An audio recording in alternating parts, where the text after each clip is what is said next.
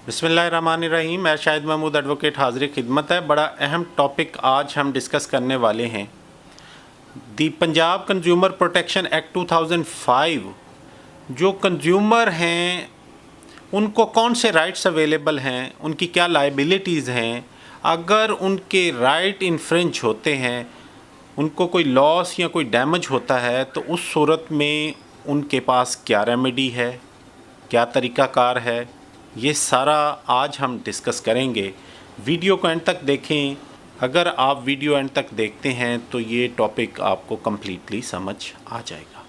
सबसे पहले ये समझ लें कि कंज्यूमर होता कौन है। Certain type of services provide की जाती हैं, मार्केट में प्रोडक्ट सेल की जाती हैं। तो जितने भी पर्सन्स हैं who avail different kinds of services or use of products are called consumer। आप कोई चीज़ ख़रीदते हैं किसी दुकान से, किसी कंपनी से, मोबाइल ले लें, कोई इलेक्ट्रॉनिक्स ले लें, कोई वुड का सामान ले लें, तो आपने ये प्रोडक्ट जब ख़रीद ली तो जो ख़रीदार है वो कंज्यूमर कहलाएगा। अगर आपने कोई सर्विसेज हायर कर ली, चाहे वो किसी एडवाइज़र की हों, चाहे वो किसी कॉन्ट्रैक्टर की हों, चाहे वो किसी एडवोकेट्स की हों, तो अगर आपने कोई सर्विसेज ले ली और आप सर्विस लेने वाले हैं तो आप कंज्यूमर कहलाए। तो आपके कुछ राइट्स इस लॉ में प्रोटेक्टेड हैं।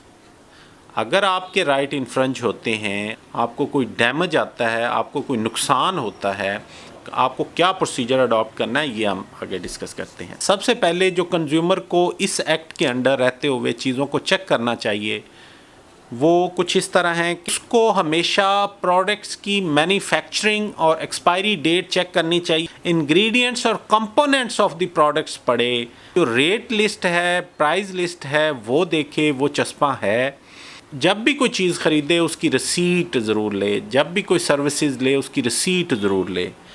सर्विसेज हायर करते वक्त उस सर्विस प्रोवाइडर की आप कैपेबिलिटी और क्वालिफ़िकेशन क्लेम कर सकते हैं। अगर ये सारी जो ऊपर लिस्ट बयान की गई है, ये कोई भी सर्विस प्रोवाइडर, कोई भी मैन्युफैक्चरर जो प्रोडक्ट सेल कर रहा है अगर नहीं प्रोवाइड करता तो कंज्यूमर के पास सबसे पहले ऑप्शन ये है कि वो डीसीओ को कंप्लेंट फ़ाइल कर सकता है।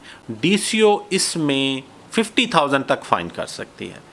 इससे अगली स्टेज ये है कि अगर कंज्यूमर को इस फॉल्टी सर्विस या फॉल्टी प्रोडक्ट की वजह से कोई डैमेज काज हुआ तो वो फिर डैमेज के लिए अपना claim for recovery of damages file कर सकता है बिफोर कंज्यूमर कोर्ट। उसका क्या तरीक़ाकार होगा? सबसे पहले जब कंज्यूमर को कोई काज ऑफ एक्शन अराइज हुआ, जब वो अग्रीव्ड हुआ, जब वो हर्ट हुआ, तो उस डेट से वो विद इन 15 डेज़ एक नोटिस देगा प्लेन पेपर पे, लीगल नोटिस की शेप में, और वो क्लेम करेगा उस सर्विस प्रोवाइडर से, उस मैन्युफैक्चरर से कि मेरा ये आप ग्रीवियंस रिड्रेस करें, आपकी इस फॉल्टी सर्विस की वजह से, आपके इस प्रोडक्ट की वजह से मुझे ये डैमेज कॉज हुआ, तो आप ये मेरे डैमेजेस पे करें। अगर वो 15 डेज़ में पे नहीं करता तो फिर कंज्यूमर हैज़ अ राइट कि वो कंज्यूमर कोर्ट में अपना क्लेम फॉर डैमेजेस फाइल कर सकता है, और वो उसको claim for damages with in 1 month from the cause of action date से फाइल कर देना चाहिए। 15 दिन का वेट करे, उससे अगले 15 दिन के अंदर अंदर वो अपना क्लेम फाइल कर दे। अब इस क्लेम में क्या वो पर्सनली फ़ाइल कर सकता है? तो आंसर इज़ यस। अगर कंज्यूमर चाहे तो अपना claim before consumer court personally भी फाइल कर सकता है या थ्रू लॉयर कर सकता है। अगर थ्रू लॉयर करे तो इट इज़ एडवाइजेबल कि वो वकील को जो फ़ीस अदा करता है उसका सर्टिफिकेट भी उस क्लेम के साथ लगाए, ताकि जब उसको डैमेजेस मिलें तो उसको फ़ीस की भी रिकवरी, जो उसे लॉस आया, मॉनिटरी लॉस आया, मेंटल टॉर्चर आया, ओवरऑल जो उसकी प्रोडक्ट का लॉस हुआ, वो सारा उसका रिकवर हो सके। तो वो अपनी पटिशन अपना claim before consumer court file करेगा। उसमें क्या क्या डॉक्यूमेंट्स लगेंगे? सबसे पहले उसकी आईडी कार्ड की कॉपी लगेगी और प्रोडक्ट और सर्विस प्रोवाइडर के बाबत जो भी रिटर्न डॉक्यूमेंट्स हैं, चाहे वो परचेज रिसीट है, गारंटी कार्ड है या कोई अग्रीमेंट है, जो भी इस बाबत होगा वो साथ अटैच करेगा।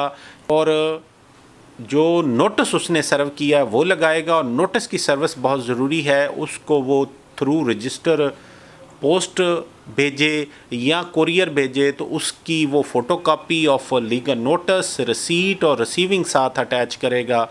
और अगर वकील है तो उसका पावर ऑफ अटॉर्नी साथ अटैच करेगा और अपनी एक एप्लीकेशन, एक क्लेम लिखेगा कि उसके फैक्ट्स क्या हैं, उसको ये कैसे काज ऑफ एक्शन आया और उसको कितना लॉस हुआ, वो अपना ये सारी सेट बना के बिफोर कंज्यूमर कोर्ट उसको फाइल कर देगा।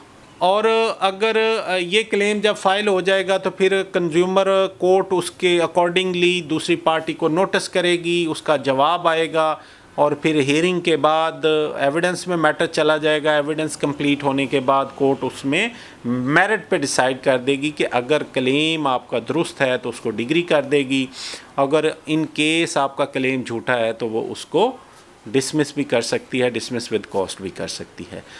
तो आज तक के लिए इतना ही। मैं शाहिद महमूद एडवोकेट को इजाज़त दीजिए। दुआओं में याद रखिए, अपना ख्याल रखिए। अल्लाह निगहबान।